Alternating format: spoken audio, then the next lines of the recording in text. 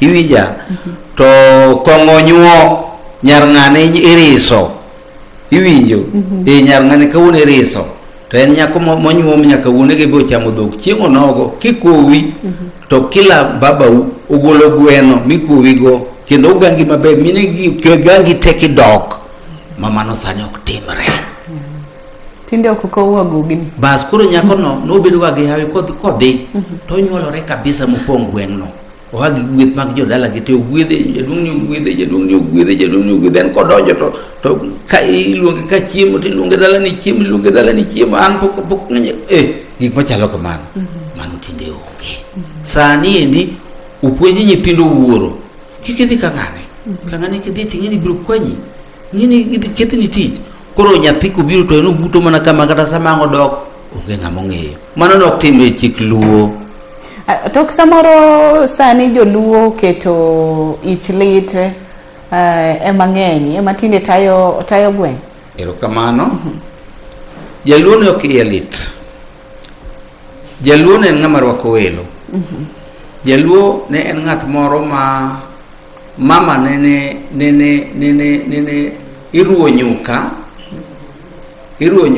e ginene agulu nyuka ni koseruwe tangi dhi ole e dak to koro ng'ama donjo makwayo pi ok miye pi imiye nyuka iwuothi yol madhi e nyuka ni mondo iyue idhi e piny mane an adwa dhi mana nyaka chon ji wuotho gi tiendgi to ng'ani dwa dhi mabor koro riyo inge tinene ni ng'ani to riyo inge to kech bende kae koro ok miyi pi imiyi nyuka no en kanyo ero kendo nyuka ni iruwe pile ka pile ineno to sani joluo igi lit ni yasasa ni momiyo Nyasaye be koro sani ni keto wabedo maskin nikech hawe mwayudo onge nikech erokamano no e hawe ma ng'ama dhano onego yud kuom dhano wadgi to hawe no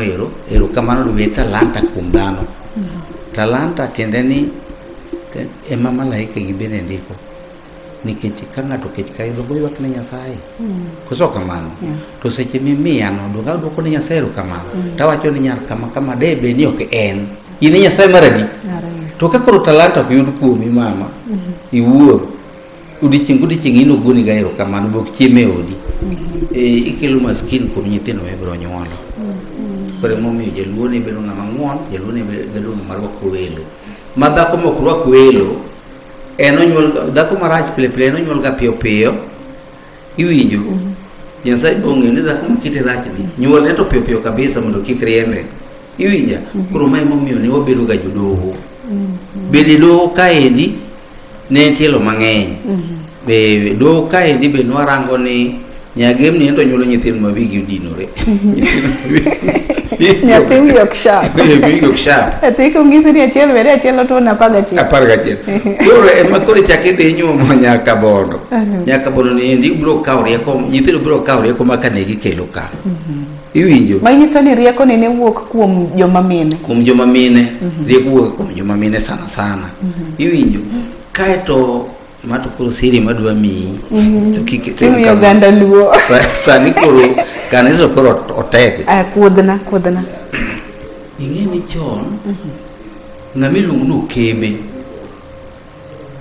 ukebe nene en ngama jamuko manene gonyo dhiang ne nyathi maskin bende sani timore koro ukebe kumwa en nga ukebe kumwa kae ni gin ministers mayudo pesa madongo to gindiko ngegi ni mbwa kali okinya donjo kech gin magin gi pesa gimbe magipidho dhodume to maskinde ni kaja chande mok nyal kendo nyithi kieni kaja chande mok nyal somo to ginyal yie mondo gikony koro Nyasaye kelo ni gimiluongo ni tuo mok nyal thiedhi ma ketho pesa gi kendo ndalo girumo piyo nikech Nyasaye omiyi mondo ichiw nikech Nyasaye no osepondo koro Nyasaye ok ne ng'amineno en mana in iwinjo koro kijapok maber to Nyasaye miyi to kijapok marach kano miyi mwandu mang'eny to koro itho tiwe mwandu ni maskinde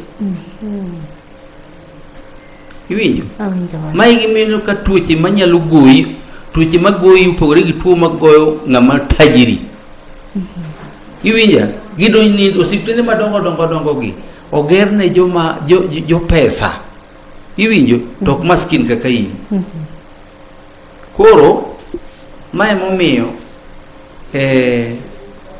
weche magi nyuol e dala watemo ni mondo kik bedi. To mine sani de manyalo puonjo nyiri onge. Bas arus masani koro biro mar kisungu ni orach. Mar lodhe. Mar lodhe ni orach. Nikech in iwuon an kura tingo luth kaka nyoro jathum cha nyoro gine. Koso kamano. To ng'ani pokoriso kata chiege. Eto ere kako odhi sanglia kumi kata en wuon kore kone kata dhako pok onyuomo.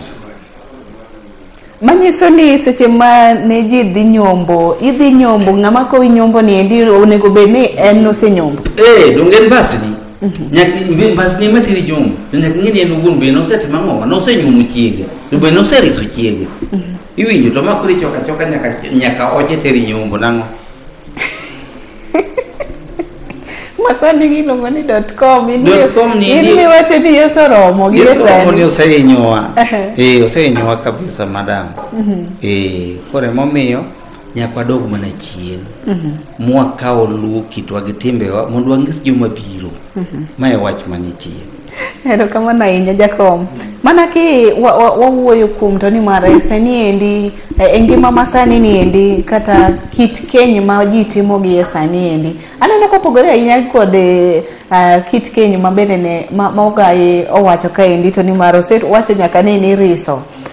Inyuomo, ichiwo dhok ne owete babau manyiso ni owete babau ing'eni tinde ji mang'eny ok ong'e ni owete babagi onego luonge ni baba.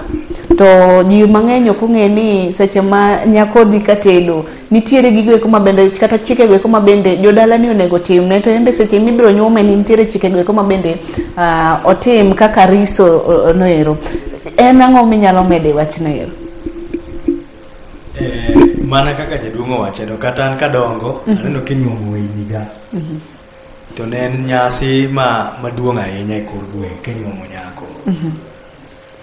To sani tinde idole mana put.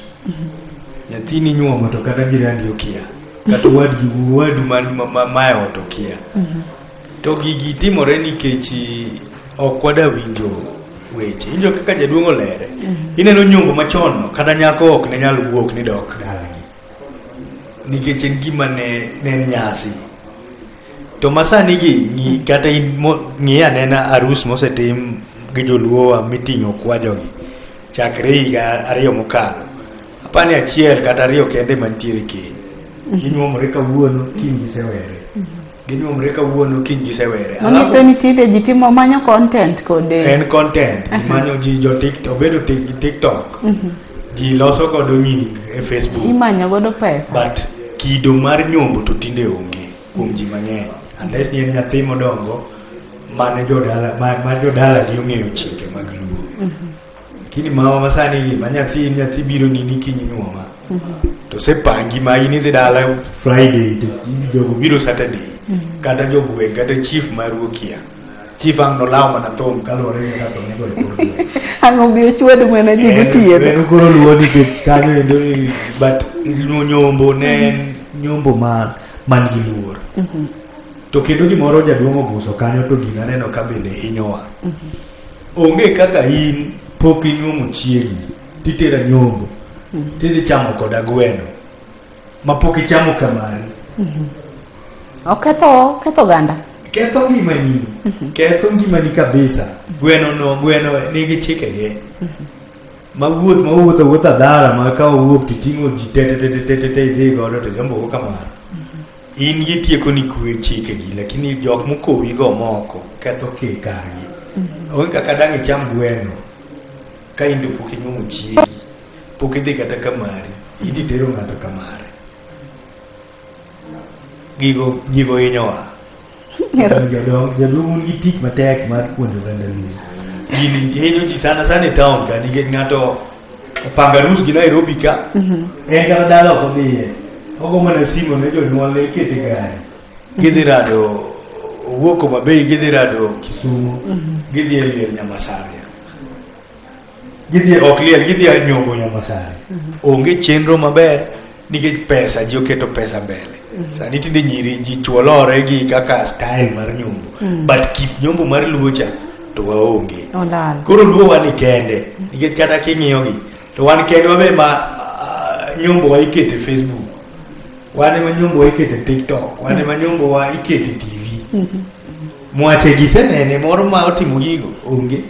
Tadi madong ni mar jonduo jonyadhi. No, lakini koro nyadhi warach nikech waweyo nyadhi mar Luo. Wakao mwari Kisungu gi jo Nigeria. In fact sani watime ki Nigeria. Wadonja ma Nigeria cha kabisa. To wakia ni kimila mar Nigeria chalo nade gi nyasi gi. Nyasi moro matinde pesa ikuone ikwa e wiji, kuo pesa e pa. Mar movie. Mano neno gima ne Nigeria. Sani jo Luo wa ka ng'ato Nyasaye ogwedho mathin gi pesa moro mathin, mano en arus. Go kwache mag wasungu. Oko kwajo bila ni dok di wuoth go kaka Jaluo wipenyi mane ti gole. Sani nyathi matin oting'o kwajo nodhi nyombo ni mano lifestyle. Nitiere gik moko mwatimo to gihinyowa.